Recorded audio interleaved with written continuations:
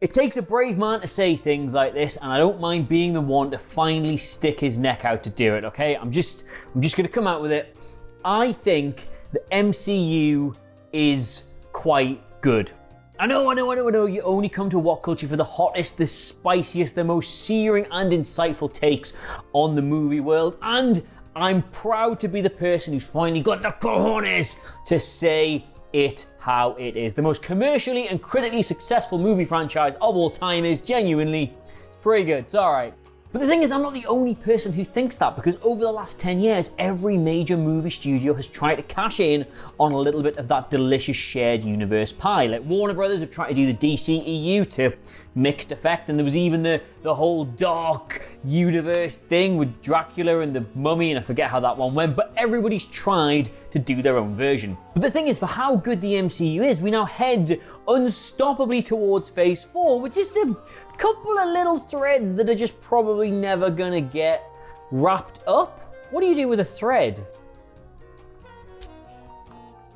Thread still... What do you do with thread? Loose! Couple of threads still loose. And as we now pour through the now completed Infinity Saga, as it has become known, there are still all these things that were set up but never delivered on, that were tantalizingly teased but never followed through with, threads that are still loose. You see, I learned how to say that thing. Anyway, my name is Adam KREE, and this is the Infinity Saga, 10 plot points that were never resolved.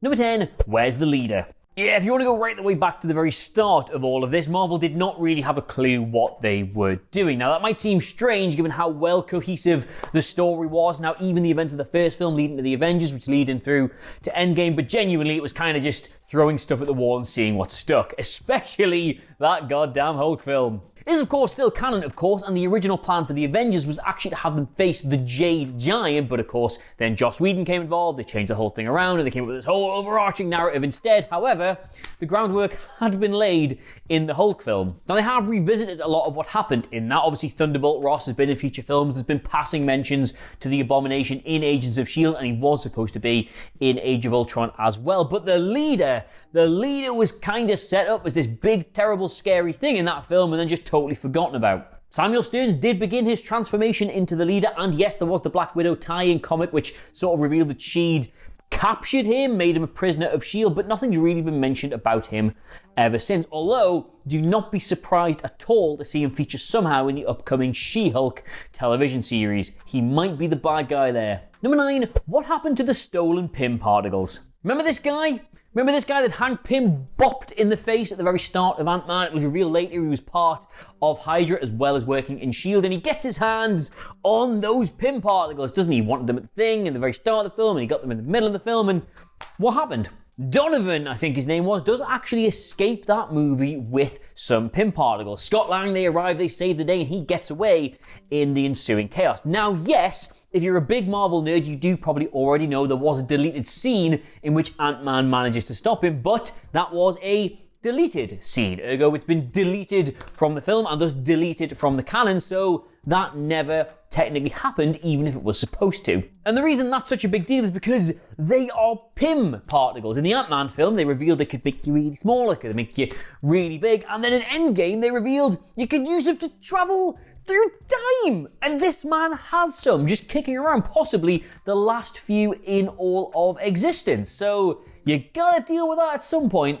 And gee whiz, I wonder where they could resolve that plot. I wonder where they could deal with that storyline. Oh wait, I've just remembered the upcoming third Ant-Man film being directed by Peyton Reed. That would be a good jumping off point. Number 8, who bought Avengers Tower? Now, Spider-Man Homecoming did make a little bit of a big deal over the fact that Tony Stark had sold Avengers Tower. He wasn't about that kind of life anymore, and we expected in Far From Home they would reveal who had bought it, and by reveal who had bought it, we thought there'd be this one big shot of like a big Oscorp logo on it, but we didn't get that. And I mean, that's kind of understandable because of the whole Sony, Disney, Spider-Man thing, which I do not have the hours in the day to go into right now, but let's just say when they made that film, it was kind of all up in the air a bit, and now it's kind of been resolved, but it makes sense that they wouldn't want to put a glaring big Easter egg in that film because they didn't know if they were ever going to get the chance to pay it off. But the fact remains that the Avengers Tower was one of the most important things in the early stages of the MCU, and then it got sold and we don't know what's happening to it now. Now the Oscorp thing would be great, but also you've got to remember Marvel do want to do the Fantastic Four at some point, so it could just as easily be the Baxter Building. Either way, that is a juicy, delicious, dangling building of intrigue. I'm losing my metaphors. Number 7, what did Ronan the Accuser do in the Kree Skrull War? Alright, so I think I'm getting my space history right here. In Guardians of the Galaxy, it reveals that Ronan aligns with Thanos after his father dies during a war between Xandar and Hala. And basically when they signed a peace treaty, he was like, you can't be doing that, so he went rogue. And then of course he died during that climactic major battle at the end of the film, by which I mean the dance-off. But then in Captain Marvel, which is set like 20-25 years before that, he's still working for the Kree. And he makes an enemy out of Carol Danvers, of course, but there's just, like, he blows up the ships, and then he's a rogue, and this whole gap in the middle has just never been addressed. It's a bit of an odd one, this, because we know Captain Marvel 2 is still going to be set in the past, and it's probably going to revolve around the Kree Skrull thing still going on, but thanks to Spider-Man Far From Home, we know that Talos survives all the way from then to the present day, so it's kind of a little bit devoid of stakes, really, if Ronan's going to come back and try to wipe out all of the Skrulls. So what the hell was he doing between that film and that film? Marvel just seems to think we don't care, but we do. Number 6, why did Lady Sif disappear? I mean, I know the answer to this because actress Jamie Alexander's been working on NBC's Blind Spot and has never found time in her schedule to reappear in the MCU, but I'm not interested in the real life logical reason, I want to know the story reason. Last time we officially saw her, she was giving the precious Infinity Stone to the Collector, and there have been some fan theories that he must have captured her and put her in his collection, but, I mean, he didn't get Volstagg, he got home okay. There's also been some talk that she just must have been killed at some point, but that's really boring given what an important character she was. Like, she was integral to Thor's early adventures. You wouldn't just have her die off screen with no good reason given. But I will say this, Thor's next film is called Love and Thunder. He is Thunder and she apparently had some feelings for him, so I would just gently reinsert her, no pun intended, into that film. Number 5, is Matt Gargan going to become Scorpion? Now, the first trailer for Mobius did kind of spoil the fact that the Vulture, Spider-Man's original enemy in Homecoming, is going to be in that film and come face to face with the living vampire. But do you remember the post-credit scene where he was in prison and he met that scary-looking guy who was desperate to get Spider-Man's secret identity out of Vulture himself? Because I do. Well, just like the leader and Lady Sif, and in fairness, a few more, he's just kind of been forgotten about ever since then. But it is very weird to dedicate an entire post-credit sequence to a potential villain in Marvel and then not do anything with them. Like that, their thinking is just too joined up these days for all that. They wouldn't have done that unless they had a reason. Now, recently, Michael Mando, the actor who played him, has been doing all the press stuff ahead of Better Call Saul and said he would absolutely love to reprise the role and does even think that's what they were trying to do with this post-credit sequence, but as yet doesn't know what the plan is. I would offer the suggestion that he probably does know exactly what the plan is, he's just not allowed to say. Anyway, we do know we will be getting Spider-Man 3 and the whole world will be out to get him now his secret identity has been revealed, and given he really wanted to know his secret identity, that does feel like a natural little joining up point if you ask me, which you haven't, but whatever. Number 4, did the Vision really kill Ultron? I'm just gonna say, I actually thought Ultron was one of the better Marvel villains over the years. Like, yes, people don't really like Age of Ultron as a film, but I thought he was really good. The character's motivations worked for me and his scenes were really cool, and James Spader did a brilliant job with the voice. I like the guy. But the thing is, they crucially cut away from the exact moment he dies. Vision says he's going to end him, then it cuts away, there's a flash of light, and that's the end of Ultron. But really?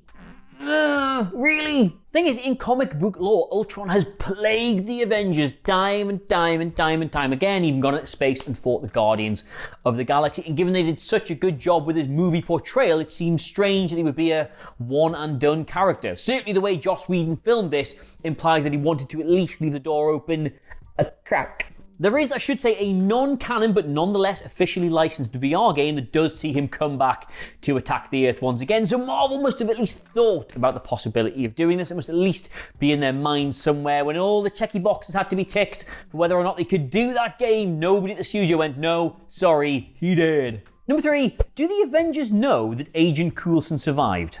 Yeah, Coulson was one of the breakout characters in those early MCU films, and they used his death to bring the Avengers together to take on Loki. But then, of course, not long after that, Agents of S.H.I.E.L.D. started, and it was revealed that they'd used KREE technology to bring him back from the dead. So, the guy lives. Now, yes, the MCU has gone to lengths to really ram home the idea that they do not care what happens in the TV shows. You're free to enjoy them, but stop talking to us about them is pretty much the official party line. But still, like, Coulson was in Captain Marvel, and they kind of made all these aspersions to this, that, and the other, and some stuff that does happen in Agents of S.H.I.E.L.D. is relevant to the future Avenger film. So, are we just to believe that he's been running around on all these crazy adventures for years following his death, and not a single one of Earth's mightiest heroes have caught wind of this? We are heading into Phase 4. Agents of S.H.I.E.L.D. is approaching its final season. Surely, my dear friends at Marvel, there is something you can do with this. Just give us one nice little last Coulson send-off thing, or just acknowledge that he's back for good. I don't care what. Just, I don't know, try harder. Number 2, who is Sonny Birch's mysterious benefactor? Walton Goggins, as well as being one of my favourite names that has ever come out of this fair mouth, was a horrendously underutilised character in Ant-Man and the Wasp. But nonetheless, he did make an intriguing little nemesis for them in that film. Along the way, of course, he kept referencing some mysterious benefactor, which all the way through the film felt like it was going to pay off, but just never did. Now, as it stands, that is a lingering mystery in the MCU, but apparently rumour does the rounds that Paul Rudd has himself penned a script for Ant-Man 3 that sees them taking on MODOK. That's how I like to say that, and if that's true, that could also be the shadowy figure behind it, as well as, obviously Norman Osborn.